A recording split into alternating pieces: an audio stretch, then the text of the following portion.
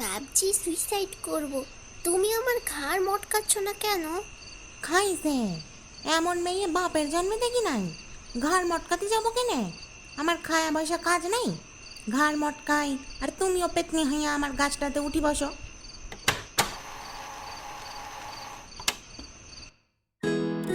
শীত তো প্রায় এসেই গেছে, আর শীতকালে একটু গল্প না হলে ভালো লাগে না, তাই না? তাই আজকে আমাদের চ্যানেল পাঁচমিশালি আবারও একটি নতুন গল্প নিয়ে এসছে। হাই, আমি ঔদার্য, আর আজকের বিশেষ নিবেদন ঋতিকা নাথের লেখা খাইসে। শুরু হচ্ছে খাইসে।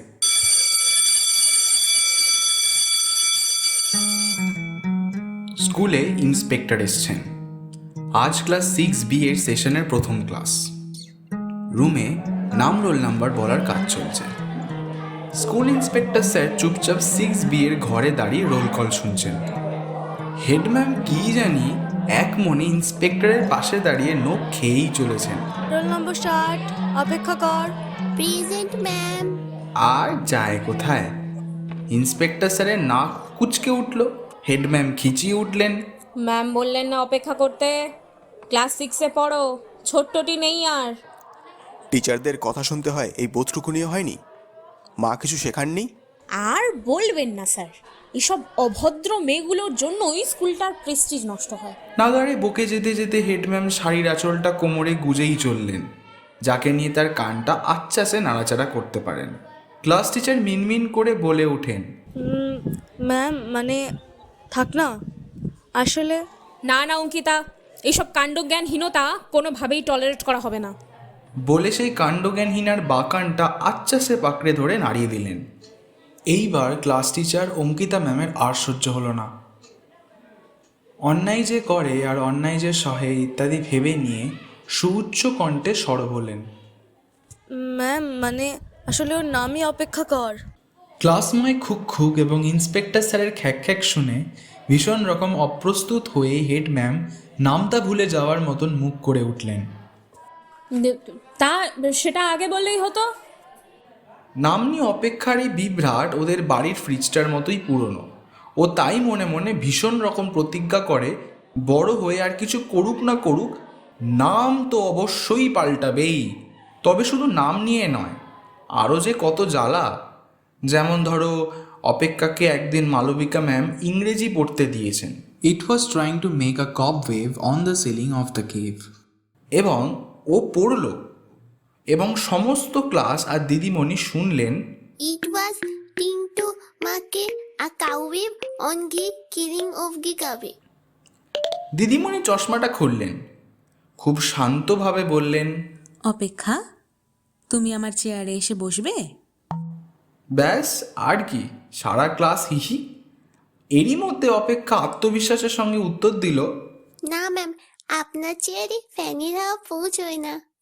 এর পরের ঘটনা ভেবে নিতে খুব একটা কষ্ট হবে বলে তো মনে হয় না। এ তো গেল স্কুলের কথা, এবার বাড়ির কথা বলি। সন্ধেবেলায় অপেক্ষার অঙ্কর স্যার এসছেন। ওকে একটা ঐকিক নিয়মের অঙ্ক দিয়েছেন। প্রায় আধ ঘন্টা ধরে কান চুলকে, নাক খুঁটে, জল খেয়ে, হাই তুলে অপেক্ষা উত্তর বের করলো 24.5 জন মজুর। স্যার অঙ্কটা দেখলেন, বারবার তাকে হাত বুলিয়ে চুল গজলো কিনা পরীক্ষা করলেন।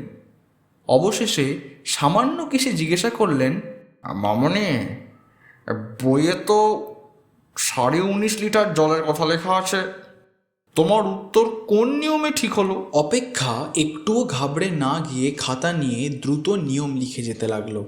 স্যার নিজের নাক মুখ কুঁচকে খাতার ওপর হুমড়ি খেয়ে পড়ে খসখস করে নিয়ম লেখার দিকে তাকিয়ে 2 লিটারের বোতলের সব জল খেয়ে ফেললেন। তারপর খাতা হাতে পেয়ে দেখলেন তাতে লেখা, ধরা হয় যাহা 52 তাহা 53, বা যাহা 53 তা 54। সুতরাং যাহা 52 তা 54, এবং যদি যাহা 52 তাহা 54 হয়, তবে সূত্র অনুসারে যাহা 19.5 লিটার জল তাহা 23.5 জন মজুর সিদ্ধান্ত। স্যার সবটা পড়ে টেবিলে খাতা রেখে তিরিং করে লাফ দিয়ে উঠে বললেন, মামুনি, আমার না খুব ভুল হয়ে গেছে, হার্টের ওষুধটা আনতে একবারেই মনে নেই, আমি চট করে কি নিয়ে আসি কেমন।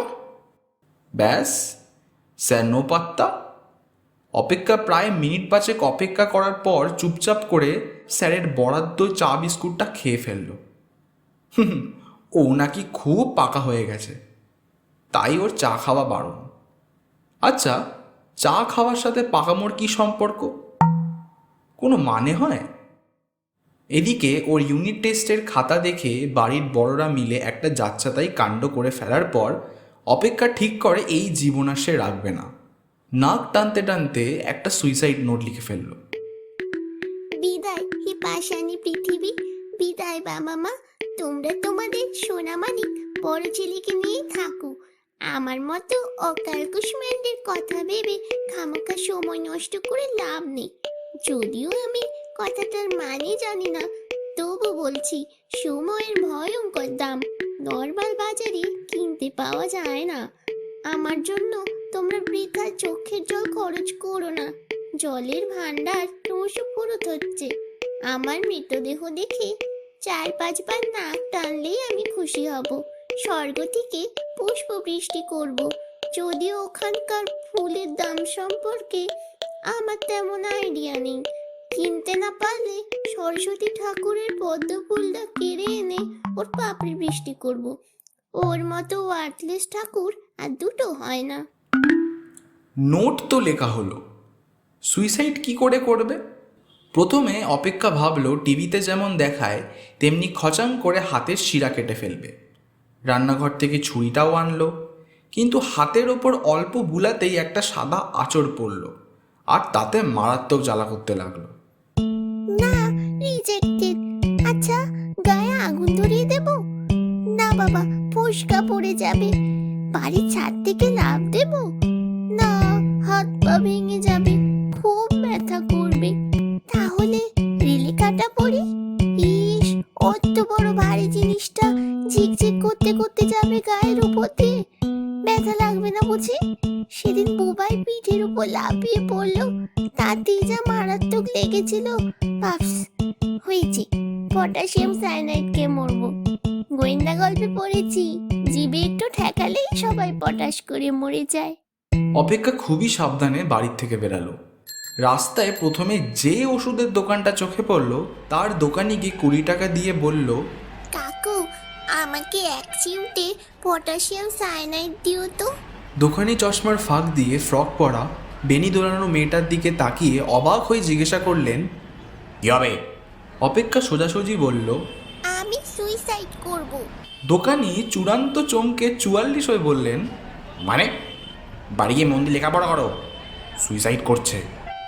সাইনাইড কি লজেন্স, টফি নাকি যে দোকান চাইলে পাওয়া যাবে? যত সব। অপেক্ষা দমার পাবলিকই নয় পচা দোকান বলে ওষুধের দোকান থেকে বেরিয়ে গটগট করে হাঁটা লাগালো। সন্ধে হয়ে আসছে, অন্ধকার অন্ধকার আকাশ। আচ্ছা, ভূতে ঘাড় মটকালেও তো হয়। হ্যাঁ, বেশ হয়। ব্যথা খুব একটা লাগে বলে মনে হয় না। আগে কেন মনে হয়নি? অপেক্ষা বিড়বিড় করতে করতে হাঁটল, হেঁটেই চলল। এখন ভূত কোথায় পাবো হে ভগবান? কোথাও একটা ভূতও কি থাকতে নেই? পার্কের একটা বেঞ্চে পা দুলিয়ে দুলিয়ে অপেক্ষা আরও খানিক ভাবনা শেষে একটা আইসক্রিম কিনে ফেলল। আবার আইসক্রিম খেতে খেতে বেঞ্চে বসে আরও খানিকটা ভাবল, ভূত কোথায় পাওয়া যায়, ভূত কিভাবে হয়, ভূত কোথায় থাকতে পছন্দ করে। সে ভেবে চিনতে অপেক্ষা একটা ভ্যানে উঠে ভ্যানওয়ালাকে বলল, শ্মশানে যাব। ভ্যানওয়ালা ড্যাব ড্যাব করে ওর দিকে তাকিয়ে রইল। অপেক্ষা চূড়ান্ত রেগে গিয়ে তাড়া লাগালো, আমি জানি তোমার চোখ আছে, দেখানোর দরকার নেই, চুপচাপ চলো। ভ্যানওয়ালা আর কিছুটি না বলে চুপচাপ ওকে শ্মশানে এনে হাজির করলো। অপেক্ষা ভাড়া মিটিয়ে দিয়ে ফাঁকা এক অন্ধকার কোণে ডালপালা মেলে জড়িয়ে থাকা তেঁতুল গাছটার তলায় গিয়ে চিল্লাতে লাগলো, এই যে হ্যালো, কেউ আছে? কেউ আছে নাকি গাছে? হ্যালো, শুনতে পাচ্ছো? মরণ, কানের পোকা বের করে দিল দেখছি। এরপর হালকা হালকা ধোঁয়া এবং সাদা শাড়ি পরা এক লিকপিকে কালো মহিলাকে তেঁতুলের গাছে মগডালে পা দুলিয়ে দুলিয়ে চকস চকস করে তেঁতুল চুষতে দেখা গেল। অপেক্ষা ঠিক এইটাই আশা করেছিল। সুতরাং ঝটপট দোদুল্যমান পেতনির কাছে নিজেকে ইন্ট্রোডিউস করে ফেলল। হাই, আমি অপেক্ষা। আমি কিন্তু পেতনিটি ও মা গো, একরত্তি তো মেয়ে, সাক্ষাৎ পেতনি দেখলি বলি ভয় পাতিও কি শিখিসনি? দুষ, পেতনিকে কে ভয় পাচ্ছে? ড্রাকুলা এলে তখন চেষ্টা করতাম। কে? ডেরা কুলা? কুলারে দেখি ভয় পাবি কেনে? এই মেয়ে, কুলা দিয়ে তো ধান গম ঝাড়তি হয়, কুলা এটা ভয় পাওয়ার জিনিস হইল? খ্যাক খ্যাক করে পেতনিটির কি হাসি, হাসতে হাসতে গাছের ডাল থেকে পড়ে যায় আর কি। অপেক্ষা মনে মনে চিন্তা করে, কি ইলিটারেট পেতনি বাবা, কুলো আর ড্রাকুলা কি এক জিনিস হলো? ওই ড্রাকুলা হচ্ছে ভ্যাম্পায়ার, রাতের বেলায় খুব তাড়াতাড়ি এক জায়গা থেকে অন্য জায়গায় যেতে পারে। বড় বড় দাঁত, রক্ত শুষে খায়। থাক থাক, আমার আর মশা চেনাতি হবে না। মশার নাম আবার ভেম্পো আইয়ার। গণপতি আইয়ার বলে এক মুদির দোকানিকে চিনতাম, সে আমারে খুব সুন্দর বেসন দিত। অপেক্ষা মহা বিরক্ত হয়ে বলল, আহ, ডোন্ট ক্যাচ ক্যাচ মাই কানের কাছে। ভ্যাম্পায়ার, ওয়ারউলফ এদের মানুষের মতো চেহারা, কিন্তু খুব হিংস্র। যাকে কামড়ায় তারা মরে যায়। কেনে? খামোকা কামড়ায় কেনে? আমার লোকের মুখে ঝ্যাঁটার বাড়ি, বাড়িতে খেতে দেয় না নাকি? লোকের কামড়ায় কি করতি? হঠাৎ পেতনির মনে পড়ল মেয়েটা তার কাছে প্রথমবার এসছে, কিন্তু ওকে কিছু খেতে দেওয়া হয়নি। পটাপট কয়েকটা পাকা তেঁতুল তুলে অপেক্ষার পায়ের কাছে ফেলে দিল। খায়ালাও, এর সাথে অমিত্রের কোনো পার্থক্য নাই। হ্যাঁ রে, আমি বেঁচে থাকলে এতখানি কতগুলা আলুর চপ খাওয়াতে পারতাম। অপেক্ষা একটা তেঁতুল তুলে খোসা ছাড়িয়ে চুষতে চুষতে বলল, তোমার চপের দোকান ছিল নাকি? হ্যাঁ ছিল তো। আমার দোকানের বেগুনি আর মোচার চপ খায়া দত্তবাবু কত দুঃখ করছিলা। এখনকার ছেলেরা খালি সাদা সাদা কেঁচো সিদ্ধ মশলা দিয়ে খাতি পারলে বাঁচে, দেশের জিনিসের স্বাদ ছিল না। অপেক্ষা ওয়াক তুলে জিজ্ঞাসা করলো, সাদা সাদা কেঁচো সিদ্ধ আবার কি পদার্থ? নুডলস? হ্যাঁ, ওই জানে চাউমিন কয়। তা বাপু, তুমি এখনো ভর সন্ধি কি করতে এসেছো? বাড়ি থেকে বের করে দিয়েছে? না, আমি নিজেই বের হয়ে এসেছি। ভাবছি সুইসাইড করব। তুমি আমার ঘাড় মটকাচ্ছ না কেন? খাইছে, এমন মেয়ে বাপের জন্মে দেখি নাই। ঘাড় মটকাতে যাবো কেনে? আমার খায়া বয়সা কাজ নাই, ঘাড় মটকাই আর তুমিও পেতনি হইয়া আমার গাছটাতে উঠি বসো। আমার এত সুন্দর গাছ আমি ছাড়ি দেব? মামার বাড়ি পাইছো না? অপেক্ষা ফোঁস করে উঠল, আরে মহা জ্বালা, তুমি আমার ঘাড় মটকাবে কিনা বলো? খামোখা মশার কামড় খেতে হচ্ছে। তাই ফুলকচি বয়সে মরার শখ জাগলো কেনে? আমার লেখাপড়া করতে একদম ভালো লাগে না। বাড়িতে স্কুলে সবাই খুব বকে। হারি বাস, তাই বললে তুমি মরি যাবা? লেখাপড়া করি কে কবে বড় লোক হয়েছে শুনি? রবি ঠাকুরে দেখো, কোনো দিন ভালো মতো স্কুলে পর্যন্ত পড়লেন না, কত বই লেখছিলেন। স্কুলে না পড়লে বড় হব কি করে? টাকা রোজগার করতে হবে না? ও মা গো, এইটুকুনি মেয়ের মাথায় এত ভারী কথা কে ঢুকালে গো? অমন অমনীষীর মুখে আগুন। আমার বাবা। পেতনি অপ্রস্তুত হয়ে বলল, বালাই ষাট 150 বছর পরমায়ু হোক। তা তোমার বাবারে কইবা, আমার তো 5 ক্লাসের বেশি বিদ্যে ছিল না, তাও চপের দোকান থেকেই রোজ 500 টাকা আয় হতো। সত্যি? তা আমি মিছে কইছি নাকি? বাড়ি যাও, বাপ মা এতক্ষণে কেন্দ্রে ভাসাইতেছে। আচ্ছা, শেষ প্রশ্ন, তুমি কে? মরলে কি করে? আমি চাই না সাপুই। একদিন সবে চপের দোকানে বসছি, আর এক ড্যাকরা ছেলা বাইক নিয়ে হরাস করি মারি দিল, আর আমি মরি গেলাম। মরি বড় দুঃখ। গরম গরম রান্না করা কিছু ছুঁতে পারি না, খাওয়া তো দূর। আহা, কতকাল গরম ভাত মাখি পুঁই শাকের ছেঁচড়া খাই না। অপেক্ষার গালে ঠান্ডা ঠান্ডা দুফোঁটা জল পড়ল। পেতনি মাসি কাঁদছে, কেমন একটা লাগলো ওর। আস্তে করে বলল, মাসি আসছি। নাক টেনে পেতনির উত্তর দিল, এইসো বাছা। বাড়ি ফিরতে ফিরতে অপেক্ষা হিসেব করলো শেষ এসো বাসাটা কেন জানি ঠিক নাকি সুরে হলো না। মানুষের নাক বন্ধ থাকলে নাকি নাকি সুরে কথা হয়, আর পেতনিরা নাকি সুরেই কথা বলে। তো নাক বন্ধ থাকলে নাক ছেড়েই কথা বলবে চায়না সাপুই। এর চেয়ে অপেক্ষার কত ভালো নাম। মরে গেলে তো আর চিপস খেতে পারবে না, মুরগির ঠ্যাংও চিবাতে পারবে না, মা আর মাথায় হাতও বুলিয়ে দেবেন না। আনমনে ভাবতে ভাবতে কখন হাঁটতে হাঁটতেই সে বাড়ি চলে এসছে।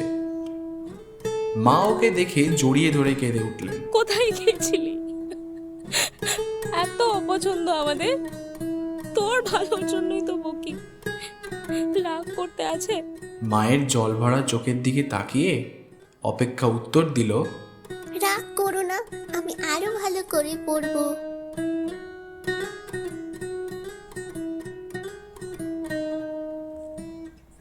শুনছিলেন ঋতিকা নাথের লেখা খাইসে। গল্পটি ভালো লাগলে লাইক, শেয়ার এবং সাবস্ক্রাইব করতে ভুলবেন না। আর যদি একটু বেশি ভালো লেগে থাকে তাহলে নিচে তো কমেন্ট খোলাই আছে, মোস্ট ওয়েলকাম। তবে আজকের জন্য আসি, ফিরে আসবো অন্য কোনো একটা গল্প নিয়ে। গুড বাই, ভালো থাকবেন।